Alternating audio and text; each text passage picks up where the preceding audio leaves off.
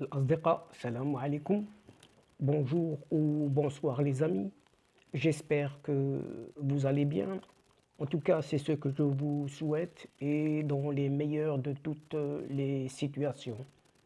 Bienvenue sur votre chaîne Bled Magharibia qui attend comme toujours vos encouragements en la partageant autour de vous et auprès de toutes vos connaissances.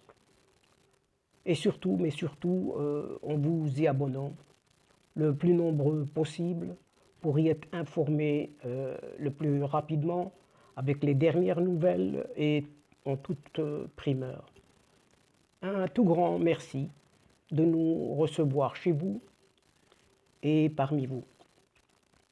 Cette 137e vidéo vient vers vous pour vous proposer votre ce qui fait débat habituel, c'est-à-dire ce qui fait discussion tout simplement entre nous à chacune de nos entrevues. Le CQFD de votre Bled Magharibia revient vers vous une nouvelle fois aujourd'hui pour vous annoncer que c'est fait. Ça y est, finalement c'est fait, sans outre surprise puisque ce n'en est pas une, avec cette Algérie désormais qui rompt finalement ses relations diplomatiques avec le Maroc. Une semaine, oui, juste une semaine après le communiqué de ce Haut Conseil de sécurité, ce HCS algérien, visant à revoir ses relations avec le royaume marocain. Alger vient d'annoncer la rupture officielle et totale de ses relations avec son voisin de l'Ouest. Une nouvelle étape, oui, une nouvelle étape dans une escalade des tensions entre les deux pays frontaliers du Maghreb a été franchie ce mardi et pour d'aucuns, ils déplorent ce gâchis alors que pour d'autres, ils clament haut et fort « bon débarras, nous n'avons que faire de pareils débiles » qui n'arrivent même pas à subvenir à leur pénurie de pain à Alger, en plus d'autres problématiques au regard de la pandémie du coronavirus qui a durement impacté et qui continue d'avoir d'énormes répercussions sur la société algérienne. En effet, depuis l'avènement de la première vague épidémiologique, des mesures drastiques ont été prises afin de limiter au maximum la propagation du virus, mais à peine sortis d'une situation de tension, les Algérois et les Algéroises à chaque fois tombent dans une autre précarité. La précarité d'une rupture diplomatique avec le voisin de l'Ouest. Mais les habitants de la capitale, Alger, vivent au rythme non seulement des coupures d'eau, mais également de la pénurie de pain ordinaire, mais surtout de la farine qui connaît une crise sans précédent.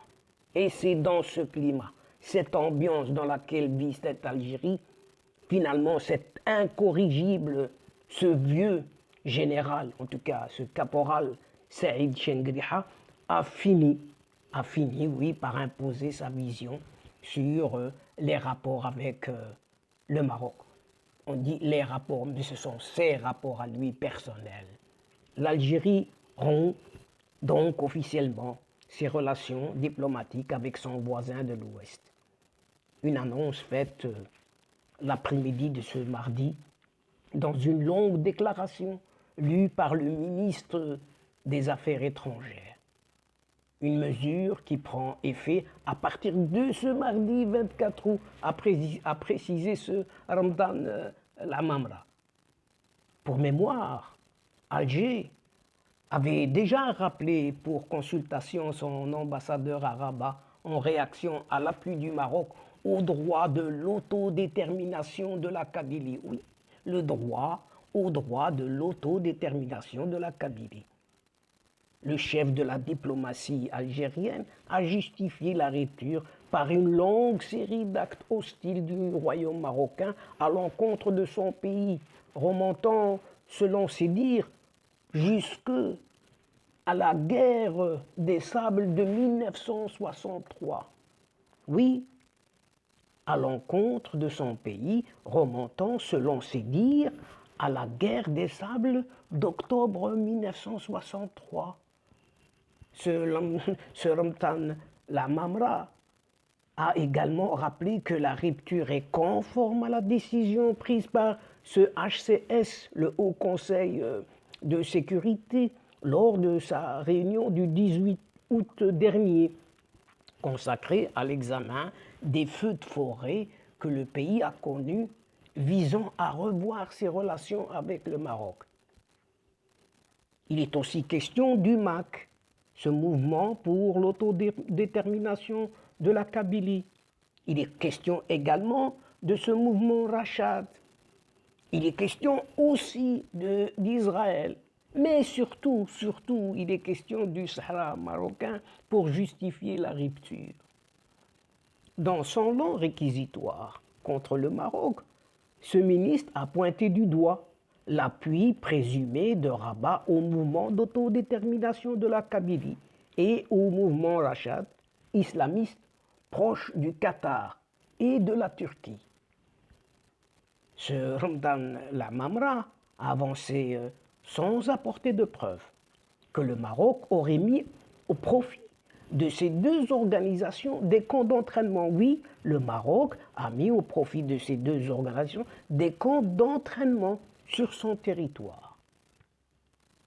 Le dimanche 22 août dernier, un média en ligne a en effet prétendu que le Maroc a ouvert des bases d'entraînement au Sahara, à l'Ayoun et Smara pour les membres des deux entités politiques, avec l'objectif de mener ensuite des opérations de sabotage. Vous avez bien entendu, pour mener ensuite des opérations de sabotage et surtout d'actes terroristes en Algérie.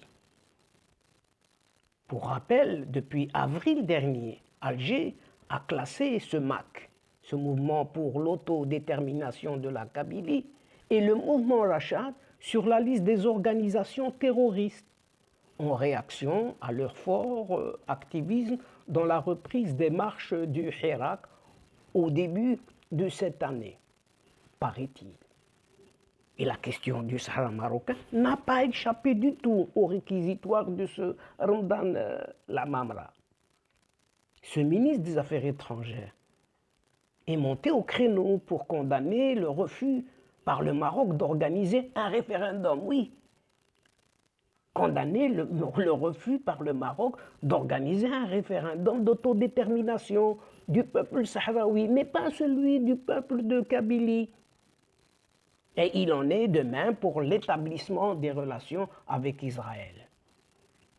Ce pseudo-chef de la diplomatie algérienne a de nouveau accusé son homologue marocain Nasser Bourita d'être l'instigateur des propos du ministre israélien des Affaires étrangères, ce Yair Lapid, le 13 août dernier à Casablanca, condamnant la proximité entre l'Algérie et l'Iran. Ramdan Lamamra a tenu par ailleurs à préciser en réponse à une question d'un journaliste sur le contrat du gazoduc, le gazoduc Maghreb-Europe, qui expire le 31 octobre prochain, que la rupture des relations avec le Maroc rend nulle et non avenue toute négociation à ce propos. En tout cas, là, c'est clair. Un message destiné beaucoup, pas au Maroc, plutôt à l'Espagne qu'au royaume marocain. Et c'est comme cela que le ministre des Affaires étrangères algérien a officialisé cette annonce en fin d'après-midi de ce mardi. L'apogée d'une tension qui dure depuis 40 ans tout de même entre ces deux voisins du Maghreb. Mercredi, la pseudo-présidence algérienne avait déjà annoncé qu'elle allait revoir ses relations avec Rabat et intensifier les contrôles sécuritaires aux frontières de l'Ouest, en raison, dit-il, d'actes hostiles incessants. Donc il revenait à ce pseudo-ministre algérien des Affaires étrangères, ce Ramdan Lamamra, d'annoncer simplement ce mardi la rupture des relations diplomatiques comme si de rien n'était avec le Maroc voisin en raison d'actions hostiles entre guillemets du royaume à l'égard de l'Algérie. Et l'Algérie a décidé de rompre les relations diplomatiques avec le royaume du Maroc à partir de ce jour, mardi, a déclaré le ministre algérien lors d'une conférence de presse. Et ce ministre a égrené les raisons de cette décision explosive diplomatiquement. En premier lieu, l'affaire Pegasus. Tiens. Il nous rappelle cette affaire Pegasus qui a fait plus qu'agacer à Alger. Apparemment, ça a touché la haute sphère de cette junte au pouvoir. Ensuite, l'attaque du consulat de Dar el-Baïda en 2013. Ah, il s'est rappelé qu'il y avait une attaque en 2013.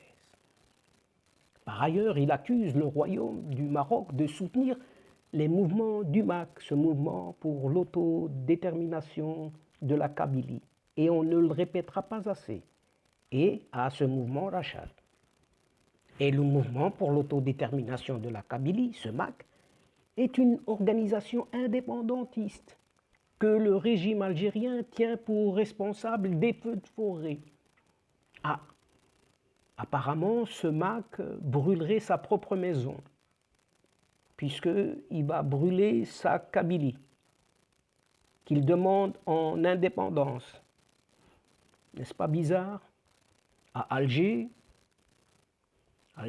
a également mis en cause le mouvement islamo-conservateur Rachad. Ce mouvement islamo-conservateur Rachad, établi à Londres, pour ses liens avec le royaume chérifien. Et le Maroc entraîne le conflit au lieu de l'intégration dans la région. Et ce ministre a aussi expliqué les raisons de cette décision, en affirmant que l'histoire avait montré que le royaume du Maroc n'a jamais cessé de mener des actions hostiles à l'encontre de l'Algérie.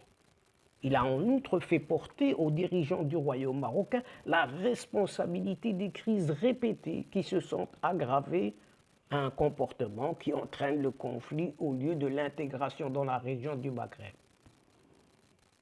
Et mercredi dernier, le Haut Conseil de sécurité, ce fameux HCS, présidé par ce soi-disant président absent de la République, cet athée, avait décidé de revoir tout simplement les relations avec le Maroc, accusé d'être impliqué dans les incendies meurtriers qui ont ravagé le nord du pays. La faute au Maroc, quoi, tout simplement.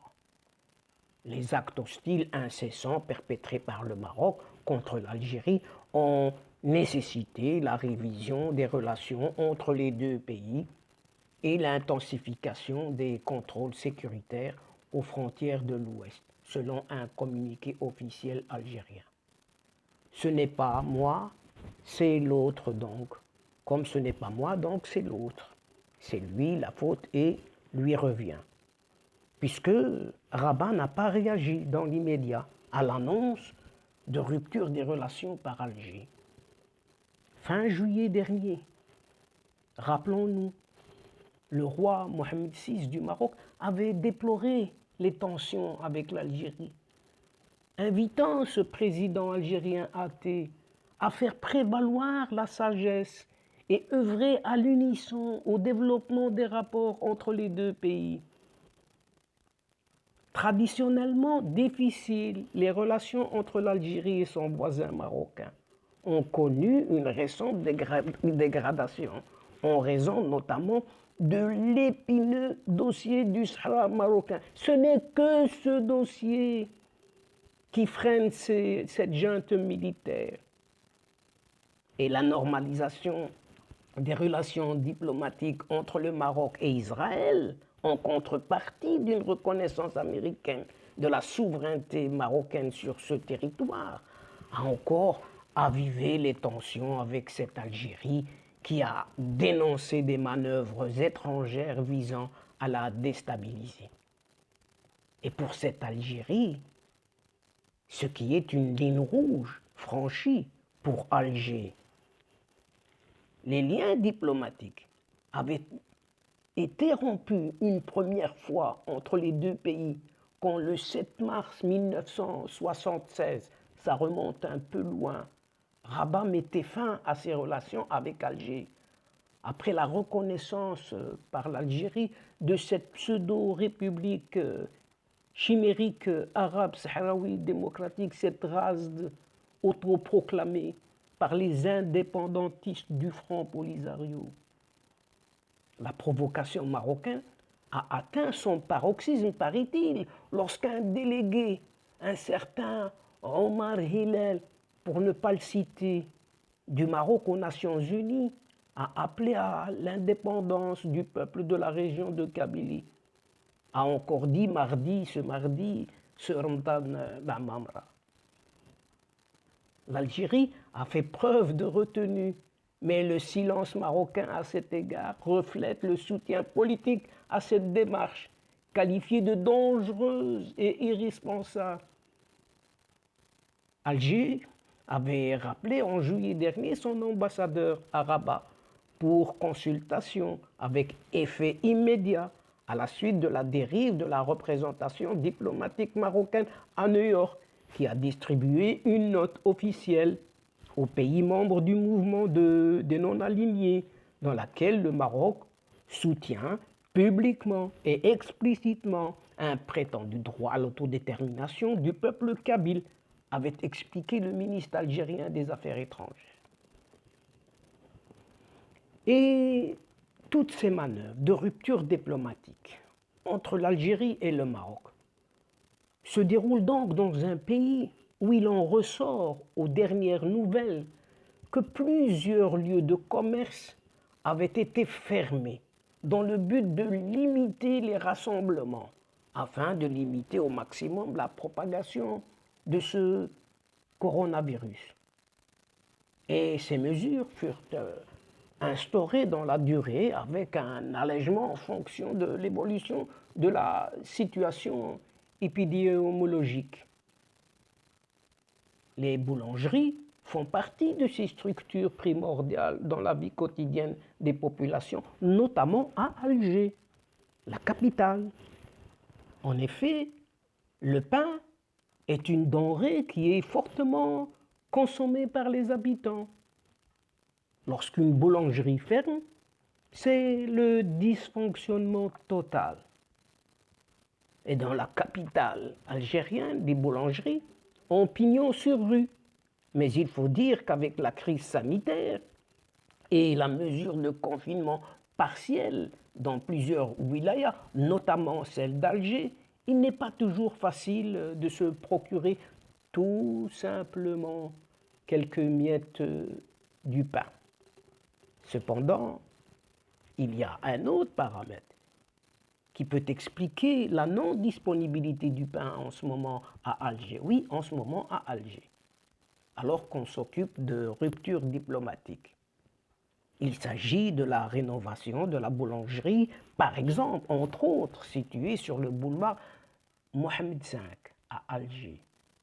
Et c'est dans cette boulangerie que presque tous les habitants d'Alger, Alger-Ville, se ravitaillent, tout simplement. Lorsqu'elle n'ouvre pas, il se pose alors un problème de pénurie dans le centre-ville. Et il faut alors se rendre dans les autres quartiers ou recourir aux revendeurs qui sont situés aux abords des voies. Et avec cela, espérons qu'une solution soit trouvée dans les plus brefs délais afin de soulager les habitants.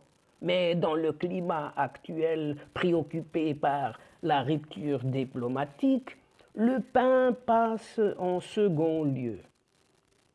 Mais apparemment, Alger connaît effectivement une pénurie de pain ordinaire, avec des perturbations dans la disponibilité de pain, constatée depuis quelques jours dans diverses boulangeries de la capitale. En effet, depuis quelques jours, se procurer du pain ordinaire dans toutes les régions de la wilaya d'Alger relève du domaine de l'impossible. Oui, se procurer du pain ordinaire dans toutes les régions de la wilaya d'Alger, vous avez bien entendu, relève du domaine de l'impossible. Écoutez, la baguette de pain à 10 dinars est quasiment indisponible dans presque la totalité des boulangeries et les habitants de la capitale trouvent encore toutes les peines du monde à s'approvisionner en pain ordinaire, car la majorité des boulangers ne produisent que du pain dit entre guillemets amélioré, proposé au lieu de 10 dinars à 15 dinars la baguette. Donc les baguettes à 10 dinars ne rapportent plus grand-chose, puisque le pain ordinaire à la base de la farine est remplacé purement et simplement dans de très nombreuses boulangeries par du pain à base de semoule. Le produit n'est pas mauvais à la consommation, sauf qu'il coûte le double du prix d'un pain ordinaire. Et ce prix est désormais passé de 10 dinars à 20 dinars. Oui, vous avez bien entendu, ce prix est passé donc à doubler tout simplement de 10 dinars à 20 dinars. La baguette, ce qui a pour conséquence la quasi-disparition du pain ordinaire. Par conséquent, les boulangers d'Alger recourent aux variétés de pain améliorées afin de mieux rentabiliser leur commerce. Les baguettes à 10 dinars ne rapportent plus grand-chose, puisque sa production coûte de plus en plus cher, donc très cher, parce que le prix de la farine, oui, le prix de la farine qui coûtait auparavant moins de 2000 dinars le quintal, a considérablement augmenté ces derniers jours jusqu'à atteindre les 3000 dinars. Et c'est ainsi que l'on assiste à une crise sans précédent de la farine et où le ministère du Commerce apporte un démenti en forme d'accusation.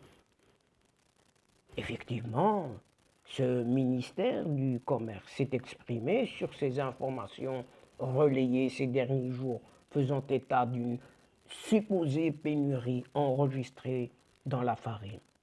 La tutelle pointe les pratiques spéculatives de certains professionnels dans ce domaine. Dans une déclaration à la presse, le directeur général de la régulation et l'organisation des marchés au ministère du Commerce, un certain Sami Oli, a affirmé que la farine est disponible sur le marché en quantité suffisante.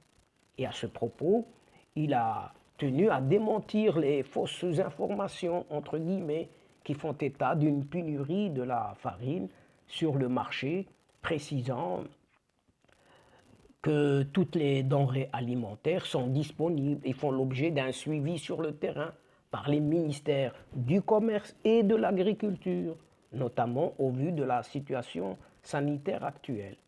Le même responsable n'a pas hésité à pointer ce qu'il appelle les parties malveillantes qui cherchent à relayer les informations infondées sur la pénurie de farine sur le marché à des fins précises, dit-il.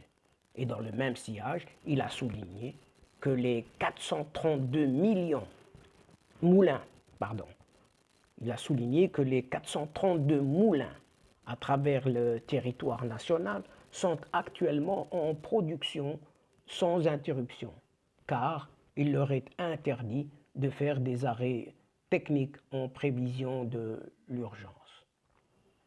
Mais néanmoins, ce responsable, ce Sami Koli, n'a pas manqué de relever ce qu'il a nommé les pratiques spéculatives de certains boulangers.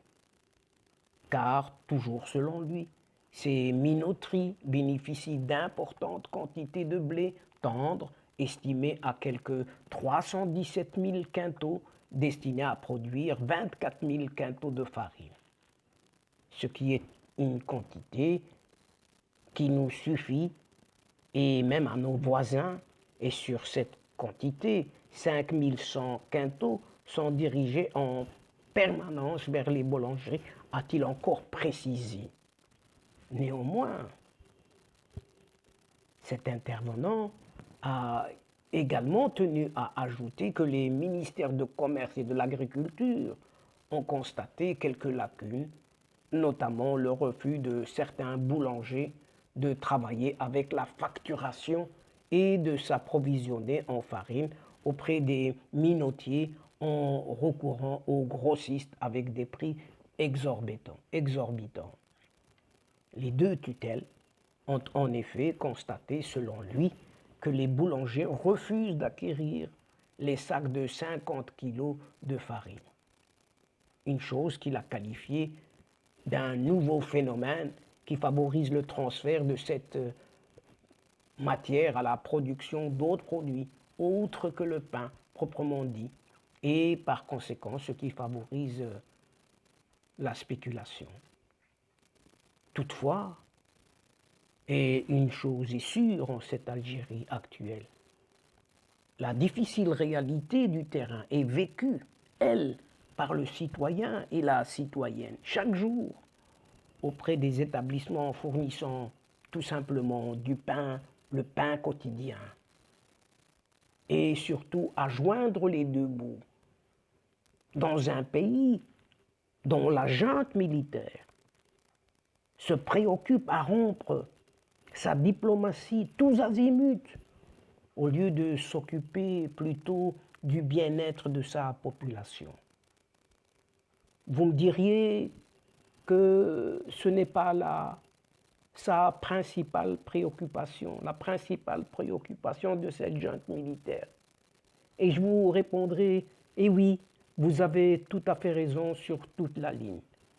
Et donc, chers amis, c'est ici, sur ces nouvelles navrantes et désolantes, que prend fin la séquence d'aujourd'hui, en prenant congé de vous, mais néanmoins, nous espérons vous retrouver très bientôt avec un immense plaisir, comme à chaque fois, au travers de votre ce qui fait débat habituel, c'est-à-dire tout ce qui fait tout simplement discussion, la petite discussion entre nous à chacune de nos rencontres.